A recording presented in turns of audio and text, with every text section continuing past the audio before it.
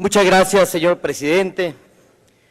Diputadas y diputados, el dictamen que se presenta tiene, entre otros errores, dos omisiones que impiden dar cumplimiento a disposiciones constitucionales y que dejan pendientes temas muy sensibles, tanto para miles de trabajadores de las telecomunicaciones como a los usuarios de origen indígena que radican en pequeñas localidades de todo el país. Así, presento las correspondientes reservas para corregir las deficiencias y por razones de tiempo lo hago en una sola intervención. La primera omisión es respecto de los derechos de los trabajadores de las telecomunicaciones que se prometieron cuidar en la reforma constitucional de mayo de 2013, pero de los cuales no se dice ni una palabra en la iniciativa del Ejecutivo ni en el dictamen. Si no intervenimos con responsabilidad, se crearán las condiciones para que las empresas de las telecomunicaciones, en un afán de reducir costos y ganar mercados, terminan trasladando la reducción de costos a las espaldas y bolsillos de sus trabajadores. Por tanto, quiero dejar testimonio de una propuesta para modificar el artículo 43 del proyecto del decreto desde la denominación del capítulo octavo, que no debe referirse solo a los trabajadores del instituto, es decir, el órgano regulador, sino también a los operadores de telecomunicaciones y de radiodifusión. En consonancia con el artículo 18 transitorio de la reforma constitucional en materia de telecomunicaciones, en la ley debe establecerse que los derechos de los trabajadores se respetarán en todo momento. De manera específica, debe señalarse que en las concesiones de todas las empresas de telecomunicaciones y radiodifusión se incluirá un capítulo que haga referencia expresa a los derechos laborales. Y cuando digo todas, me refiero a las empresas de radio, las televisoras abiertas y de paga, así como las de telefonía fija y celular. Ninguna debe eludir su responsabilidad con los trabajadores. También debe señalarse que todas las empresas de radiodifusión y telecomunicaciones llevarán a cabo la capacitación y profesionalización de los recursos humanos para que el desarrollo del sector sea con base en la participación y mejoramiento de las capacidades de los trabajadores.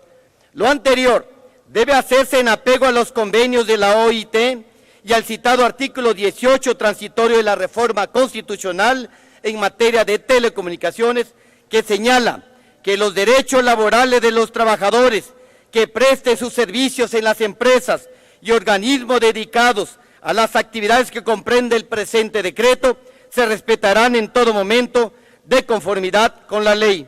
Lo que les propongo es honrar y cumplir el mandato constitucional y no dejar la puerta abierta para que la lucha por el mercado de las telecomunicaciones sea aplastando los derechos de los trabajadores.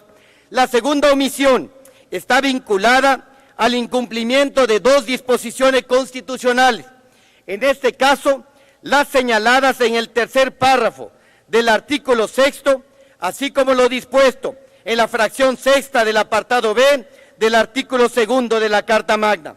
De acuerdo al artículo 6º constitucional, el Estado garantizará el derecho de acceso a las tecnologías de la información y comunicación, así como a los servicios de radiodifusión y telecomunicaciones, incluido el de banda ancha e Internet.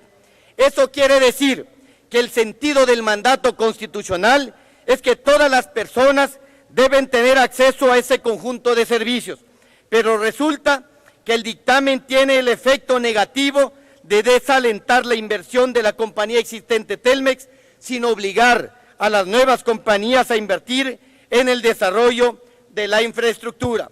Así, ya no habrá nuevas inversiones, en especial fuera de las grandes ciudades, con lo cual no se cumplirá la garantía de acceso. Además, existe otro mandato constitucional en el artículo 2º, apartado B, que de manera específica para abatir las carencias y rezagos que afectan a los pueblos y comunidades indígenas, obliga a las autoridades a extender la red de comunicaciones que permita la integración de las comunidades mediante la construcción y ampliación de vías de comunicación y telecomunicación. Ello significa que existe el mandato aplicable a las autoridades federales para construir y ampliar las alternativas para la telecomunicación de las comunidades indígenas, pero lamentablemente el dictamen no se hace cargo de ese mandato. Lo anterior debe corregirse y expresarse claramente en la ley. La propuesta que presento consiste en establecer en el artículo 118 la obligación de los concesionarios que en la actualidad operen redes públicas de telecomunicaciones en pequeñas localidades, las sigan operando hasta en tanto el Instituto Federal de Telecomunicaciones imponga la obligación de participar en este mercado a los demás operadores de telecomunicaciones, partiendo del principio de la no discriminación hacia los clientes y la extensión de la red de telecomunicaciones. Termino, señor presidente. Es decir, que si no intervenimos, el perjudicado será el usuario. Las empresas existentes, es decir, Telmex, ya no tienen incentivo para intervenir en pequeñas localidades y las nuevas empresas tampoco lo harán porque les importa más el mercado de las grandes ciudades, de manera que la inversión en este rubro queda en riesgo y con ello la obligación de extender el servicio a las pequeñas comunidades donde radica la población indígena se convertirá en letra muerta.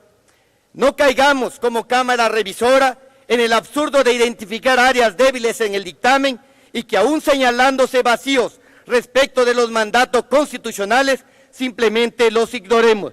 Los invito a corregir estos dos artículos y con ello optimizar las definiciones y obligaciones legales.